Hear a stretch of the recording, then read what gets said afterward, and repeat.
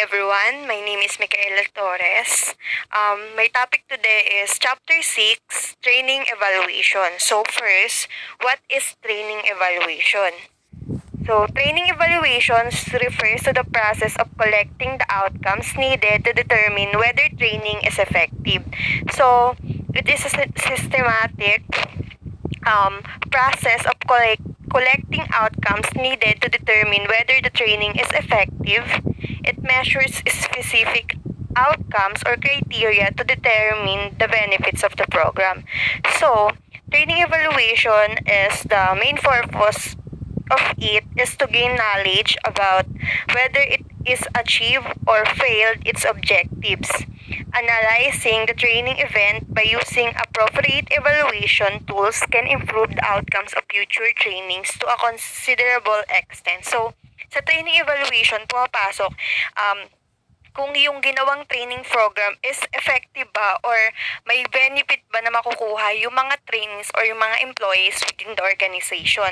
So, dito rin pumapasok sa training evaluation, ino-obtain, dinidefine if yung training program na ginawa ng isang organization is nag-gain ba or nag-improve ba yung performance or skills ng mga employees within the organization. So, kapag sa training evaluations lumabas ay hindi pala effective yon, pwedeng ayusin or para dun sa next or sa susunod na training program is mas ma-improve pa yung gagawin nilang training program. So, dito yung pumapasok sa training evaluations kung this training program is effective or efficient or parang kung effective ba sa mga mga trainees or mga employees na pumasok sa training program. So, next is training effectiveness refers to the benefits that the company and trainees receive from training. So, from the word effective. So, kung effective nga ba or ano ba yung mga benefits na pwedeng makuha ng employees or trainers doon sa training program na ginawa ng isang organization. So, sabi kung nagkaroon ba sila ng new skills or behavior, nag-improve ba yung performance nila, ano ba yung benefits na makukuha ng company sa training na ginawa sa training program. So, ito may includes increased sales and satisfied customers. So, refers to quality of the training provided and measuring whether the training meet its goals and objectives. So, dito rin pumapasok sa training effectiveness yung nagbe-measure sila if the training programs is effective to the trainees and to the employees within the organization. So, next is training outcomes. So, sa training outcomes refers to measure that the trainer and the company to use to evaluate training program. So, dito pumapasok sa training outcomes is to determine the effectiveness of program, standard which may something or decide judging the program. So, dito pumapasok sa training outcomes if the training program is effective ba or na-improve ba yung skills o yung performance ng employees or trainees within the organization. So, example nito sa training outcomes or criteria, di ba? Kapag sa school, meron tayong projects na pinapasa is magkakaroon tayo ng grading system. So, sa grading system, pumapasok if our performance or our output is okay to our professor. So, they will given a grades for that and dito malalaman kung yung training program is tawag doon, maganda ba yung kinalabasan or effective ba within the trainees and employees. So, pag dito pa lang malalaman na nila yung effective ba yung training program, mas mai-improve pa nito yung para doon sa susunod or yung mga future trainings na gagawin pa ng isang organization. So, next is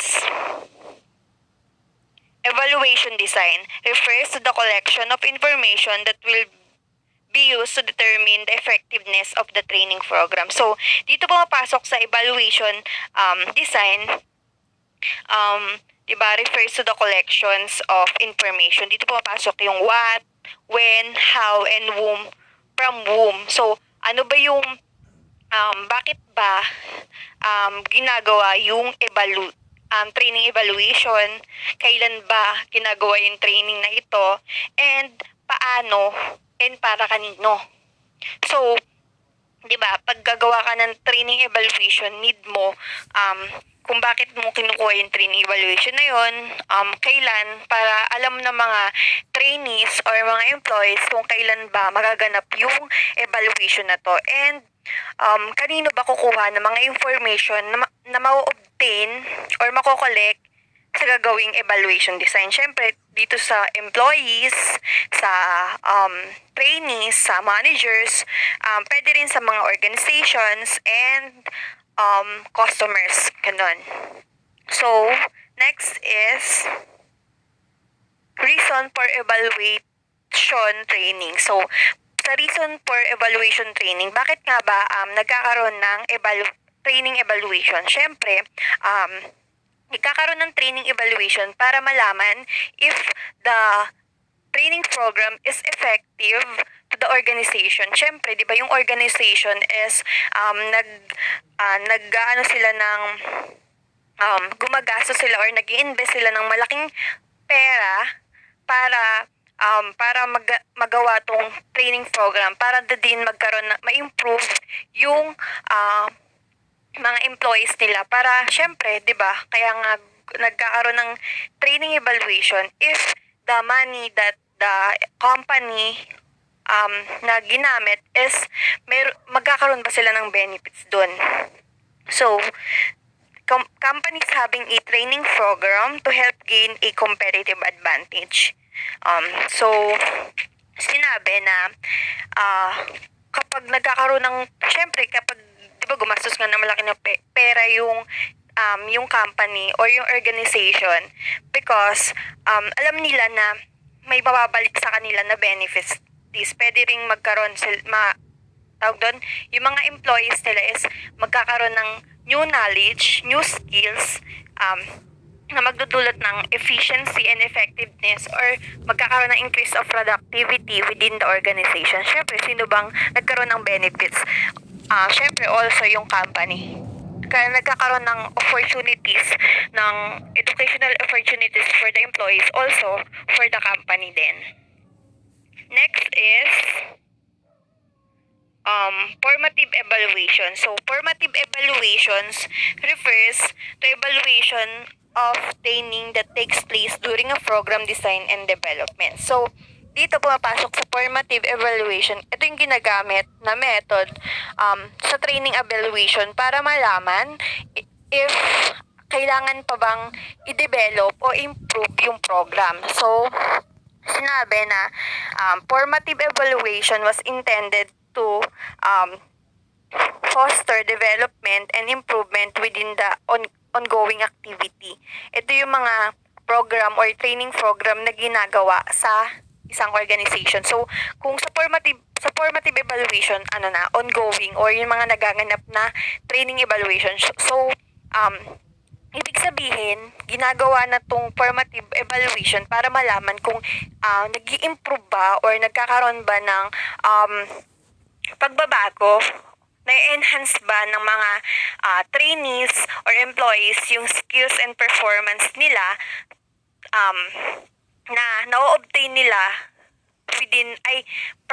from the training program. So, conducted during development for measuring of the program or improvement of the program. So, ginagawa yung formative evaluation para is provide information about how to make the program better. It usually involves collecting qualitative data about the program.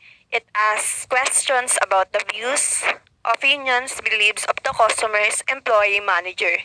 It can be conducted by group or one by one. So, dito, pumapasok yung pag-interview or pag-obtain or pag-gather ng data or information sa mga trainees para makatulong to improve the program, para mas yung training na susunod na gagawin ng isang organization is ma-improve or ano pa ba yung mga kailangan ng isang organization or ng training program para maging mas effective yung ito sa mga trainees and employees.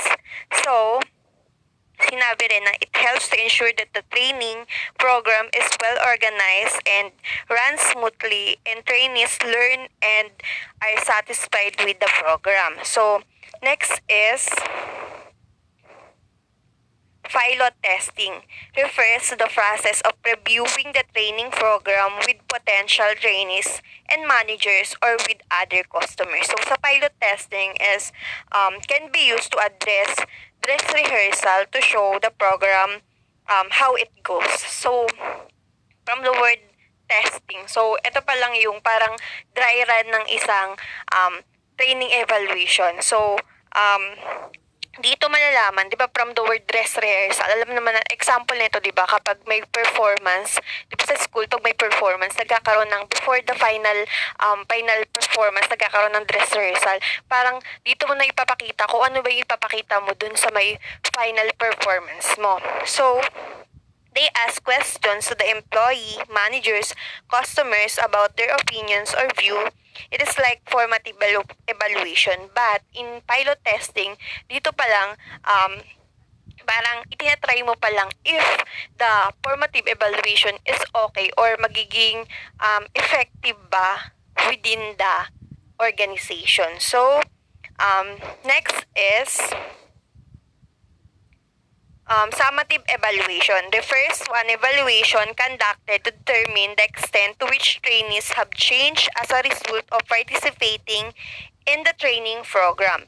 So, in summative evaluations, refers to an evaluation, sabi nga, kinakandak para malaman kung mag-extend pa ba yung training program na ginagawa sa isang organizations. Kung dito ba pumapasok sa summative evaluation yung result ng isang training evaluation, kung ano pa ba yung kailangan i-improve, ano pa ba kailangan baguhin dun sa training program. So, sinasabi din na summative is contrast is used to assess whether the result of the object being evaluated program met the stated goals. Involves making judgments about the efficiency of a program at its conclusion. So, dito papasok sa summative evaluation kung yung training evaluation ba na ginawa is okay ba or yung training program pala na ginawa is nakapag-improve ba or may kailangan pa bang baguhin, ano pa ba bang kailangan baguhin. So, dito pumapasok sa yung result nun sa summative evaluation. So, kailangan sa summative evaluation is dito na i-develop, dito na yung mas improve or magkakaroon ng mas better plan for the next training program na kakandak within the organization. So, from the discussion of summative and formative evaluation, it's probably apparent to you why a training program should be evaluated. So, to identify the program's strengths and weaknesses, this includes determining if the program is meeting the learning objectives, if the quality of the learning environment is satisfactory, and if transfer of training to the job is occurring. So, bakit nga ba daw nagkakaroon ng training program? So, ito yun.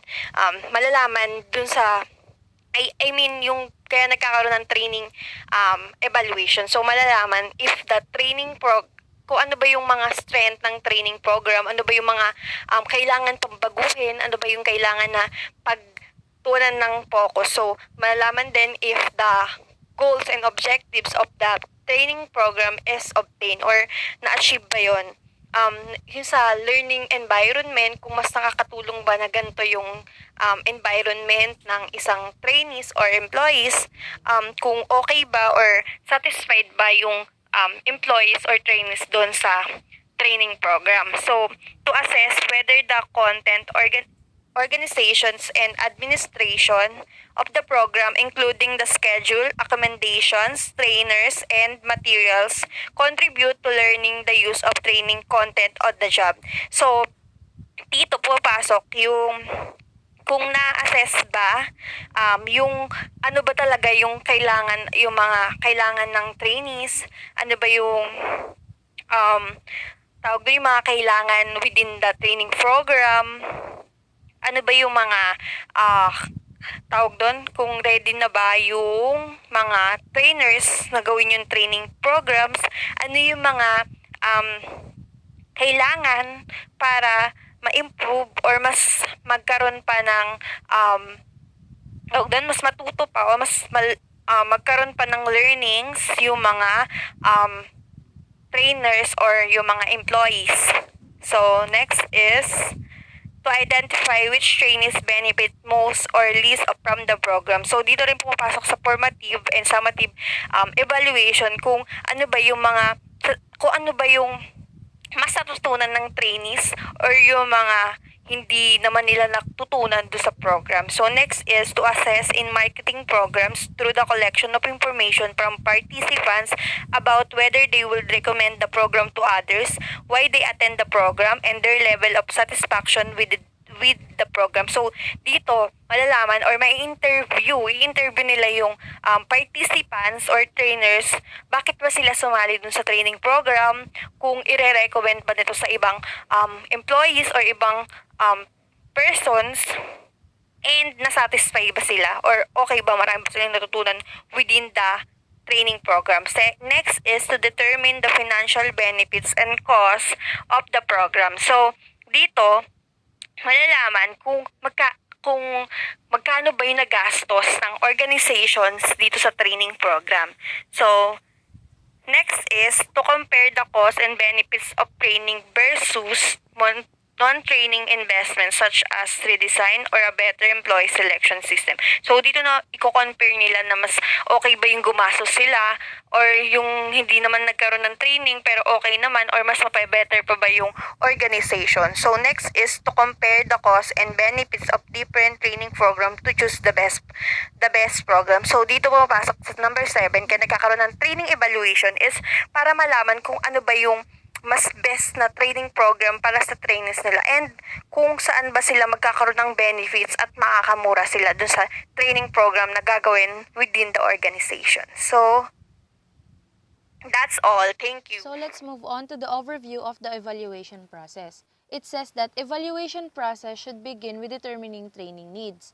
In evaluation process, we have to first conduct a needs analysis for us to determine the hindrances or mga sumasagabal sa pag-reach ng desired goals ng isang organization. It is for them to do their jobs effectively. Second, we have to develop measurable learning objectives. For me, it comprises the lower order thinking skills up to the higher thinking skills kasi measuring the learning objectives eh. So, we have to remember or to recall relevant knowledge, understand or alamin kung para saan yung ginagawa natin, up to applying, analyzing, evaluating, and creating.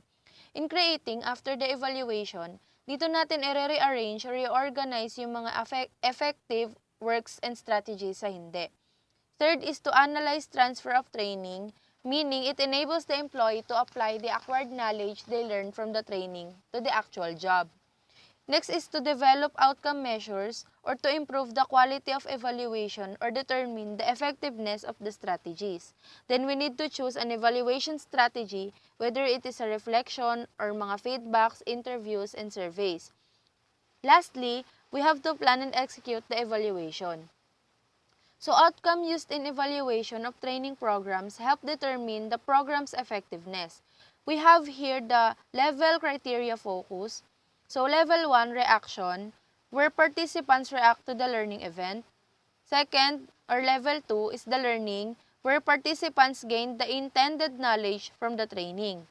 Third is the behavior, or the participants apply what they learned during the training. The results, or level 4, dito malalaman ang target outcome, again, whether it is effective or not. Pero according to Kirkpatrick's framework, hindi counted or hindi basihan ang measurement sa mas mataas na level kung hindi naman din nagbago sa mas mabababang level. Meaning, kung level 1 pa lang di na effective, what more pa sa mas mataas na level. So, reaction outcomes na banggit kanina refers to the trainee's perception sa program. It is commonly done through questionnaires. So, explain din natin itong table. We have here the outcome or criteria, levels, tanong na what is measured, its examples, and method of measurement.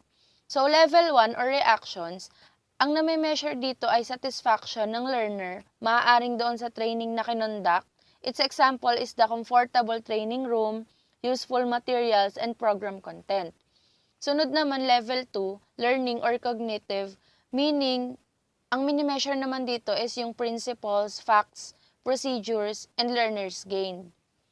One of the best example here is the steps in interviewing. The method na ginagamit is test work samples. So level 2 or 3, behaviors and skills, measuring the behaviors acquired by the learner. Its example is done through listening, and the method of measurement is through tests and observations. So level 2 or 3 or affective focuses on the learner's attitudes and motivation. Its example is the tolerance for attitude, and the method used is through surveys and interviews. Level 4, results, nabanggit na or na-explain na kanina. So sa level 5 naman, which is the return on investment, mini-measure naman ang comparison of learning benefits. Example naman nito ay ang productivity, and method used is through monitoring economic value. So these are the sample reaction measure from strongly disagree to strongly agree. Just take note that an accurate evaluation needs to include all the factors related to a successful learning environment. Learning or cognitive are already explained. Behavior and skill-based outcomes, kung paano naman ma-apply yung skills na na-acquire nila through training. And the affective outcomes, kung paano or ano ba yung epekto nito sa actual job na pina-perform nila. So this is just a sample test used in measuring the learning. So sample rating used to measure behavior. So next is the results or kung ano yung outcome ng performance sa buong company or organization. At this point, dito na tayo pwede bumuo ng final assessment. It is through the use of the guide here in career, goals, plans, and interests. Good afternoon everyone. Today I will discuss about return on investment, determining whether outcomes are appropriate, evaluation designs, and evaluation practices. First, let's tackle about return on investment. When we say return on investment, it refers to comparing the training's monetary benefits with the cost of the training. ROI is often referred to a level 5 evaluation. Training costs can be direct or indirect. When we say direct, including salaries and benefits for all employees involved in training, including trainees, instructors, consultants, and employees who design the program. While indirect costs are not related directly to the design and development or delivery of the training program, including general office supplies, facilities, equipment, and related expenses. Travel and expenses not directly billed to one program. The one who support the supplies are the administrative and staff. When we say benefits are the value that company gains from the training program. Next is determining whether outcomes are appropriate. When we say determining whether outcomes are appropriate, an important issue in choosing outcomes is to determine whether they are appropriate. Appropriate training outcomes need to be relevant, reliable, discriminative, and practical. Under of determining whether outcomes are appropriate, we have here criteria relevance, reliability, and discrimination, and practicality. First, let's tackle about criteria relevance. When we say criteria relevance, it is refers to the extent to which training outcomes are related to the learned capabilities emphasized in the training program. One way to ensure the relevancy of the outcomes is to choose outcomes based on the learning objectives for the program. The second is reliability. When we say reliability, it is refers to the degree to which outcomes can be measured consistently over time.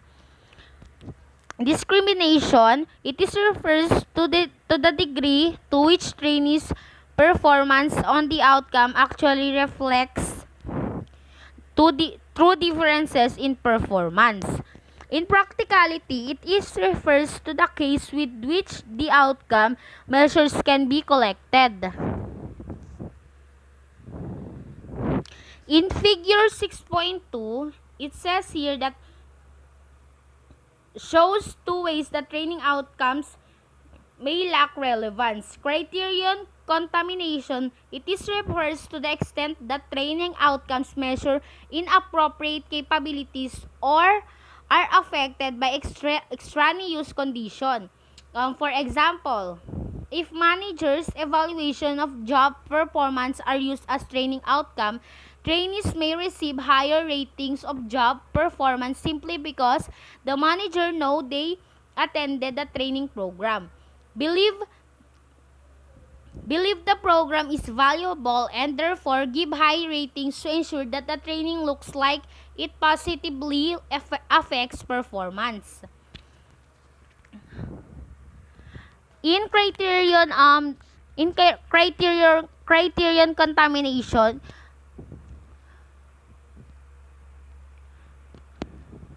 has a three parts. First, contamination. Second, relevance. Third is deficiency. In contamination, outcomes measured in evaluation. In relevance, outcomes related to training objectives. In deficiency, outcomes identified by needs assessments are included in training objectives. In evaluation practices, in figure 6.3 shows outcomes used in training evaluation practices. Surveys of companies' evaluation practices indicate the reactions and cognitive outcomes are the most frequently used outcomes in training evaluation. Despite the less frequent use of cognitive, behavioral, and result outcomes, research suggests that training can have a positive effect on these outcomes. Keep in mind that while most companies are conducting training evaluations, some surveys indicate that 20% of all companies are not. As you can see, in training evaluation practices, reaction is 91%, cognitive 54%, behavior 23%, results 8%, and ROI or return on investment is 3%. Here in figure 6.4, training program objectives and their implications for evaluations, it says here that shows both reaction and cognitive outcomes may affect learning. Reaction outcomes provide information regarding the extent to which the trainer, facilities, or learning environment may have hindered learning. Learning or cognitive outcomes directly measure that extent to which trainees have mastered training content. However, reaction and cognitive outcomes do not help determine how much trainees actually use the training content in their jobs. So here, learning and transfer. In learning reactions, did trainees like the program? In behavior, skill-based, kung sa learning, kung yung sa learning, nagbe-base sila sa reaction, yung behavior naman sa skill-based, tapos sa learning cognitive, Tapos sa may naman sa transfer affective, tas result, tapos dito behavior nga, tas skill based, tas dito performance on work equipment. Next is evaluation design. Evaluation design, the design of the training evaluation determines the confidence that can be placed in the results. That is how sure a company can be that training is either responsible for changes in evaluation outcomes or has failed to influence the outcomes. Threats to validity, alternative explanation for evaluation results. Threats to validity, the believability of the study results or the extent to which evaluation results are generalizable to other groups of trainees and situations. Trainers are also interested in the generalizability of the study results to other groups and situations. They are interested in the external validity of the study. Methods to control or for threats to validity. First is pre-test and post-test, comparison groups, random assignment. First, let's tackle about the pre-test and post-test. When we say pre-test and post-test, one way to improve the internal validity of the study result is to first establish a baseline or pre-training measure of the outcome. The second is comparison group. It is refers to a group of employees who participate in the evaluation study but do not attend the training program. Last one is random assignment. When we say random assignment, it is refers to assigning employees to the training or comparison group on the basis of chance. In table 6.7,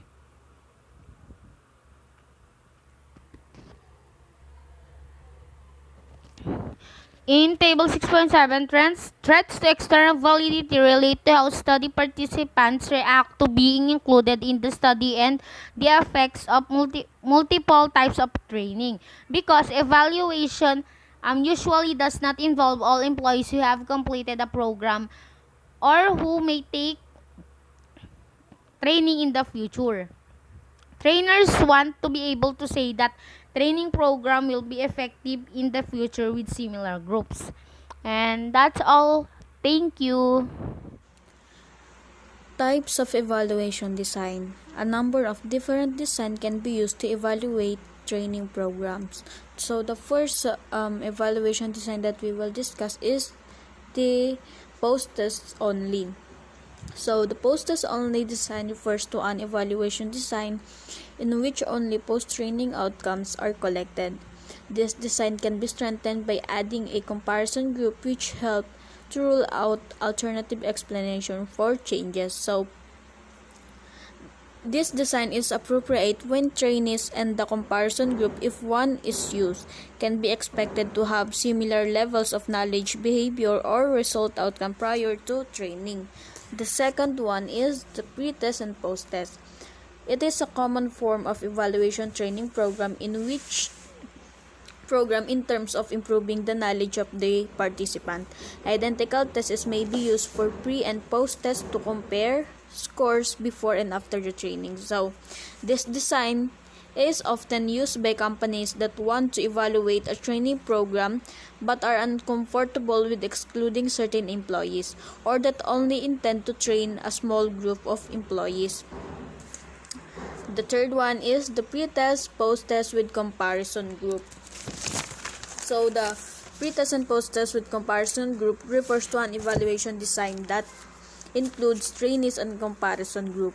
Pre-training and post-training outcomes measure are collected from both groups. So this type of design control for most of the threats to validity. So here are the table 6.9 showing the example of pre-test and post-test with comparison group design. So this evaluation involved determining the relationship between three conditions of treatment and learning, satisfaction, and use of computer skills. The fourth one is the time series. time series refers to an evaluation design in which training outcomes are collected at periodic intervals, both before and after training. So this time series design is frequently used to evaluate training programs that focus on improving readily observable outcomes such as accident rate, productivity, and absenteeism. So here are also the table 6.10 showing the example of the time series design. So it was used to evaluate how much a training program improved the number of safe work behavior in a food manufacturing plant. The fifth one is the Solomon 4 group design. It combined the pre-test and post-test comparison group and the post-test only control group design. In the Solomon 4 group design, a training group and a comparison group are measured on the outcomes both before and after training. So this design controls for most threat to internal and external validity.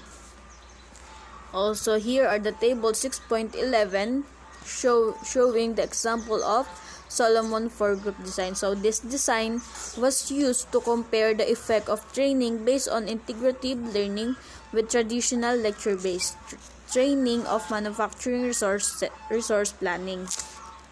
And here, consideration in choosing an evaluation design. So there are no appropriate evaluation design. So an evaluation design should be chosen based on an evaluation of the factors shown in table 6.12. So here are the table 6.12 factors that influence the type of evaluation design. So here are the question asking how the factor influence the type of evaluation design. Can program be modified? Does ineffective training affect customer service, safety, product development, or relationship among employees? How many trainees are involved? Is training conducted for learning, result, or both? Is demonstrating result part of company norms and expectation? Can a complex study be analyzed? Is evaluation too expensive? When is the information needed? Determining cost. So, one method for comparing cost of alternative training program is the resource requirements model. So, this resource requirement model compares equipment, facilities, personnel, and material costs across difficult stages of the training process: need assessment, development, training design, implementation, and evaluating. So, the use of resource requirement model, it can help determine overall differences in cost among training programs. Determining benefits. So, to identify the potential benefits of training, the company must review the original reason that the training was conducted. For example, training may have been conducted to reduce production costs or overtime costs or to increase the amount of repeat business. So, a number of methods may be helpful in identifying the benefits of training. So, the methods is, first one is technical, academic, and practitioner literature summarizes the benefits that have been shown to relate to a specific training program. Second one is the pilot training program assess the benefits from a small group of trainees before a company commits more resources. Number 3, observance of successful job performers help a company to determine what successful job performers do differently than unsuccessful job performers. Number 4, trainees and their managers provide estimates of training benefits. So, this is my report. Thank you. I am Jessica Maceda, the next reporter. My topic is about determining benefits. To identify the potentials of benefits of training, the company must review the original reasons the training was conducted. Example, training may have been conducted to reduce production cost or overtime cost to increase the amount of repeat business. A number of methods may be helpful in identifying the benefits of training. Technical, academic, and practitioner literature summarizes the benefits that have been shown to relate to a specific training program. Pilot training programs assist the benefits from a small group trainees before a company commits more resources. Next, observance of a successful job performers helps the company determine that successful job performers do differently from unsuccessful job performers. Last is trainees and their managers provide estimates of training benefits. Next is cost benefits analysis. Is a process used primarily by business that weighs the sum of benefits such as financial gain and action against negative or cost of that action. Cost benefits analysis is a process business used to analyze decision. The business analyst sums the benefits of a situation or action and then subtracts the cost associated with taking that action. Example of cost benefits analysis. A wood plant produced panels that contractors used to building materials. The plant employed 300 workers, 48 supervisors, 7 shift superintendents, and the plant manager. The business had 3 problems. First, 2% of the wood panels produced each day were rejected because of poor quality. Second, the production area experienced poor housekeeping, such as improperly stocked finished panels that would full of employees. Third, the number of preventable accidents was higher than the industry average. To correct these problems, the supervisor, shift superintendents, and the plant manager attended training in performance management and interpersonal skills related to quality problem and poor habits of employees, and rewarding employees for performance improvement. They need to reward their employees who are in good performance. Table 6.13, determining cost for a cost benefits analysis. We have the direct cost, indirect cost, development cost, overhead cost, and compensation for trainees. The benefits of training were identified by considering the objectives of training program and the types of outcomes the program was influenced. These outcomes include the quality of panels, housekeeping in the production area, and the accidental rate. That's table 6.14 shows how the benefits of program were calculated. Other methods for cost benefits analysis. Other methods for cost benefits analysis. Other more sophisticated methods are available for determining the dollar value of training. Example, utility analysis. Utility analysis is a cost benefits analysis methods that involves assessing the dollar value of training based on estimates of the differences in job performance between trained and untrained employees. Practical considerations in determining return of investments. Training programs best suited for return of investments analysis have clearly identified outcome, are not one-time events, are highly visible in the company, are strategically focused, and have effects that can be isolated. Returns of investments analysis in this chapter, the outcomes were very measurable. That is in the wood plant example. For training programs that focused on soft outcomes, examples, attitudes, and interpersonal skills. Next, measuring human capital and training activity. Human capital is what your employees possess in terms of knowledge, skills, experiences, and commitment invested in the organization. Determining the enhanced profitability, that any investment made in human capital bring to the company can be one way to determine an intangible value. Table 6.16, example of training metrics. These metrics are valuable for benchmarking purposes, for understanding the current amount of activity in a company and for tracking historical trends in training activity. Thank you.